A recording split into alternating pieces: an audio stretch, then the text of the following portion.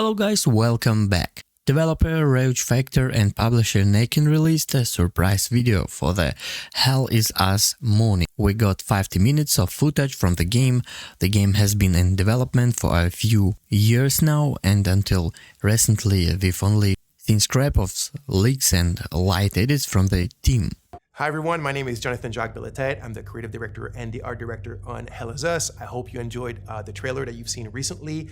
Today we're back in the spotlight. We're going to show you a bit of gameplay, a bit more than what you've seen in the trailer, and I hope that you will enjoy this part greatly. All right, so let's start with the basics. So Hell Is Us is set to be released in 2025. It's for pretty much everything. So Xbox Series X, PlayStation 5, and PC. So the game is a bit of a take back to games from the 1990s. We're a team of passionate people. The average on the team is like 20 years of development experience. So we're from different generations, and we have a lot of love for how the games in the 90s were made and how they were played and experienced, especially the fact that there was no hand-holding, there was no silver plattering. You kind of had to figure stuff out by yourself. You were really in control of your exploration and your own discoveries, and this is what we're trying to do in Hell Is Us. Obviously with modern flair and kind of like modern knowledge of game design and whatnot, but very much put you back in the driver's seat of your experience and of your exploration, and then the result and the joy of your discoveries. So Hell Is Us takes place in a country called Hadia. Hadia is in the grips of a vicious civil war. You play the role of Remy. Remy is actually from Hadia. He was born there, but his mom smuggled him out at the age of 5, like it sometimes happens in those countries. And what I mean by that is Hadia is a hermit state, is a turtle state. It's completely closed off on itself. Nobody goes out, nobody comes in. And that's why Remy's mom decided to smuggle him out so he can have a better life. He grew up in the foster home system, or the foster system in Canada. He's always wanted to come back to Hadia. He wants to find his parents again. He wants to kind of like confront them. He's got a lot of questions for them. He understands why they abandoned him, but yet, abandonment is pretty much the biggest trauma that a child can have. And there's like a loop that hasn't been closed properly for him towards this situation and his parents. When the game starts, Remy has finally been able to infiltrate Hadia during the brutal civil war that I was talking about. Remy is a ON peacekeeper. He quit his post, he went AWOL, infiltrated the country, and this is where the game starts. Remy remembers 2 things, and that means the players remember 2 things. It's that his village of birth was called Jova, and his father was the blacksmith of Jova. Those are the only clues you begin the game with, and these are the only clues that Remy also know. So equipped with this knowledge, with these clues, you begin the game and you try to find your way to Jova. You must be lost to wander around Sinedra Forest. I'm afraid I have very little to offer. A group of strange-looking soldiers arrived here last night in an APC. And perhaps you can ask them for help. It's not the first time I've seen them. They always seem to be snooping around here for something. They parked their APC just beyond the woods, to the north. Once in the woods, follow the wind chimes. They will lead the way through. The gate to enter the woods is locked.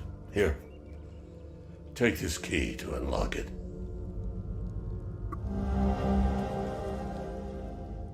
Okay, so let's talk about this design philosophy that I've mentioned earlier, which is, I said the word silver plattering, is something that I had been thinking about for quite a few years, and the team as well, which is, if you look at modern day or contemporary adventure games and RPGs, pretty much everything is given to you on a silver platter. What I mean by that is when you explore, everything appears in front of you. You have your compass on top of you that's like a sixth sense, like a magical sense that detects, all the caves and all the cool stuff around you and the towers and this and whatnot. It just appears magically, and you have your map, and you have your mini-map, and you have your quest markers, and you have your objective markers, and you can drop your own markers, and you have your quest journals, and it just never ends. And if you think about it, what happens with that is that you're not truly exploring, you're just kind of like flying by wire, and when you find something, it's not really your discovery. It was kind of handed to you on a silver platter. So what you're looking at now is we're having a discussion with a bloke named Ernest Cadell. He's telling us certain information, and then he tells us it's quite far, you need to hitch a ride you might find people that are willing to give you a ride.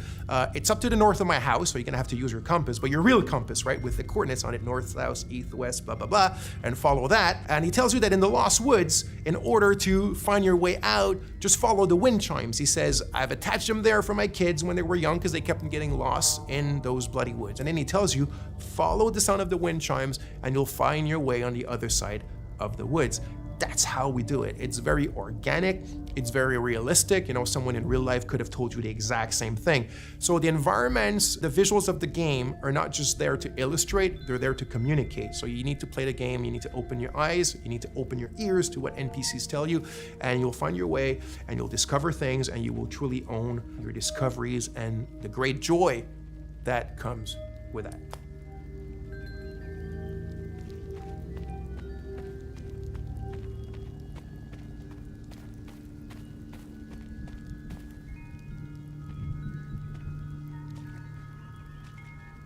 So here's another scene or another section that could be considered part of our player plattering philosophy. So here's a puzzle, and there's obviously a solution to the puzzle, but nothing eventually is going to tell you, if the player ends up kind of like taking a bit of time to find a solution. There's not going to be any artificial kind of ways that are going to help him or tell him what to do.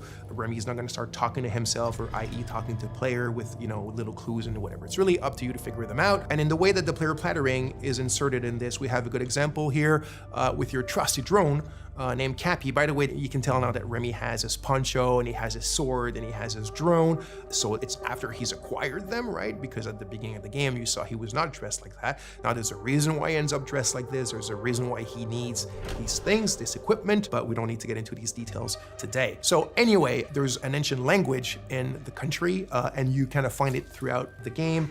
And the drone has a software, one of his many softwares, and this specific one can translate the ancient language. So this puzzle, the way that it works, you need to kind of like explore and observe your environment around this specific puzzle in order to find the clues on how to solve it. You need the drone, your trusty Cappy, his name is Cappy, also there's something behind that of course, and you translate those old texts.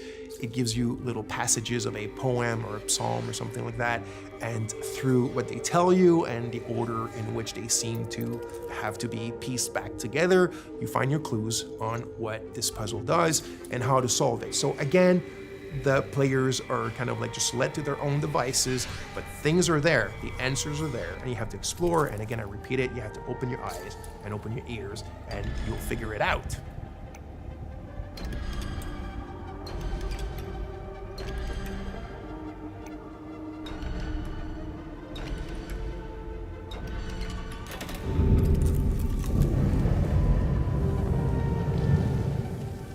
So by now, you've seen a lot of what I guess is like exploration and looking around and talking to people and doing puzzles and all that kind of sweet stuff. But if you've seen the trailer, you of course notice that there's another big aspect to the game, which is third-person melee combat. So we like to say that the game is 50% exploration and 50% combat. The game is not at all only about combat, and it's definitely not at all just walking around and figuring stuff out. It's the combination of both, and we also think that the way that we've combined them is quite refreshing and quite unique in Hell Is Us.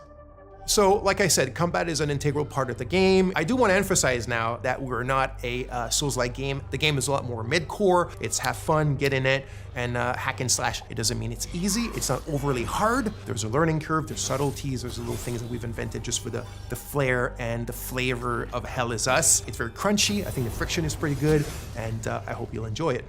So there's a wide variety of enemies in the game. So we have kind of like the more common enemy type, which we call the Hollow Walker. So it's these kind of humanoid, bipedal, white enemies that you can see here with the holes in their faces and their chests and whatnot. So obviously there's a reason why they're called Hollow Walkers, and there's different types of them and different kind of tiers of strength and powers. But when you're facing pretty much the biggest threats in the game, it's what we call like a dual entity. So it's like a Hollow Walker has a haze inside of it. So it's when the haze is present. I'm not gonna get into the details right away of what the haze represents. It's all part of the lore and what you will figure out in the game.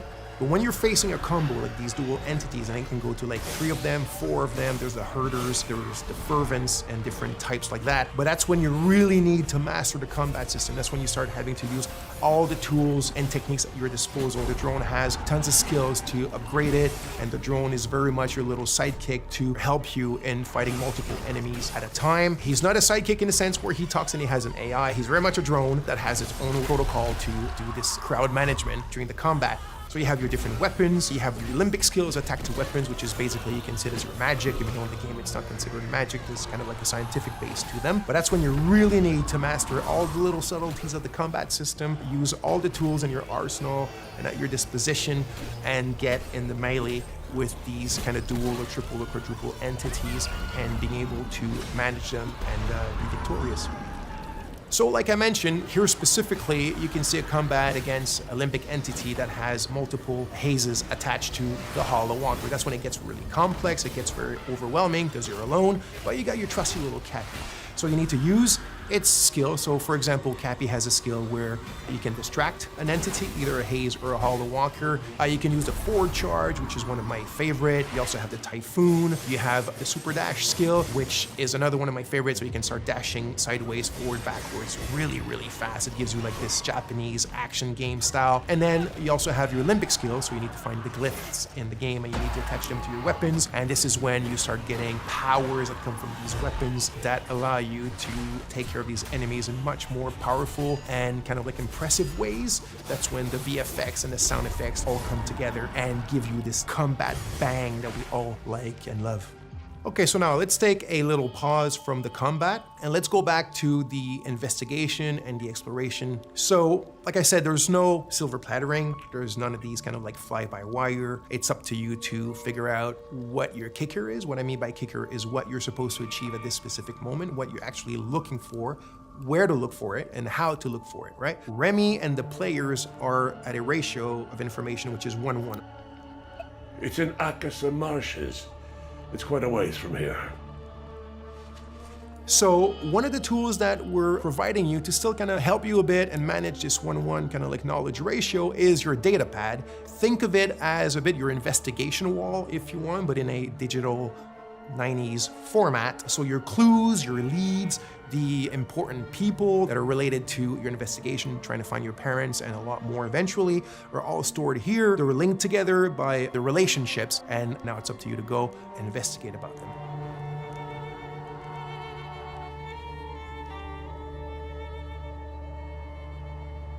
So as you can see here, some of the areas can be quite wide opened. This one here called the Casa Marshes is one of the bigger ones, and as I spoke quite a bit already, the game doesn't hold your hand or doesn't really tell you where to go. So out of your main leads or clues or ideas that you have in your head of what you're supposed to do or where you're supposed to go at any given moment, you will also be attracted by a lot of points of interest or just little things in the environment that pique your curiosity. And as you walk towards them or explore, that's when you'll start also making a ton of like peripheral or side discoveries on your own, things that you cannot solve right away, or things that you might think that there is a thing to be done with it when there's none, and it's all part of the fun stuff and the kind of like experience that we're providing in the game. So as you can see here, there's a tree with people that have been hung.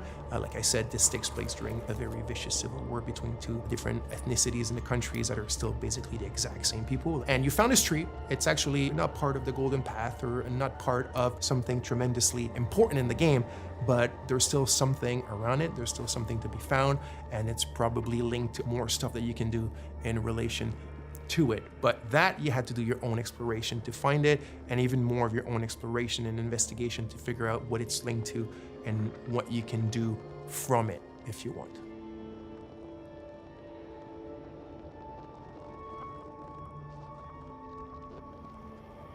So here we are in a dungeon in the game. So yes, the game has dungeons. This was really important to us. Like I said at the beginning, there's a bit of a love letter to games from the 90s, but one of the challenges was the game takes place in a contemporary setting. The game takes place in 1993, and yet we still wanted dungeons in the game, and I didn't want the dungeons to take place in an abandoned metro station or, you know, in an abandoned factory because it's the modern era. I still wanted the dungeons to be very ancient things. And this brings us to another really important aspect of the game, or one of the very important themes of the game, which is history, historicity, deep history. So history that goes even before history. So there's a lot of mysteries and a lot of lore, and the origin of what's going on in the country and the link to the Civil War is all tied to that deep history and also what has happened since. I won't get into too much details because that will be part of another video for you guys, but you can see a bit of it here, and it shows you the varied palettes and moods and atmospheres that we have in the game, which also I think is something quite interesting and unique that we're doing in Hell Is Us.